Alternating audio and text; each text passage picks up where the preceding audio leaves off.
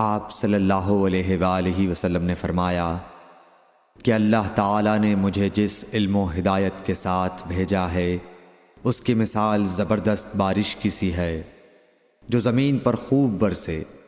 بعض زمین جو صاف ہوتی ہے وہ پانی کو پی لیتی ہے اور بہت بہت سبزہ اور گھاس اگاتی ہے، اور بعض زمین جو سخت ہوتی ہے وہ پانی کو روک لیتی ہے۔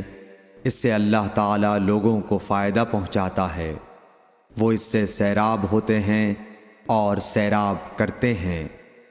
اور کچھ اور زمین کے بعض خطوں پر پانی پڑتا ہے جو بالکل چٹیل میدان ہوتے ہیں، نہ پانی روکتے ہیں اور نہ ہی سبزہ اگاتے ہیں۔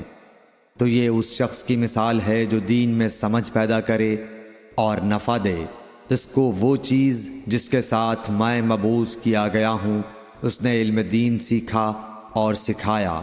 اور اس شخص کی مثال جس نے سر نہیں اٹھایا یعنی توجہ نہیں کی، اور جو ہدایت دے کر میں بھیجا گیا ہوں اسے قبول نہیں کیا۔ صحیح بخاری حدیث نمبر 79۔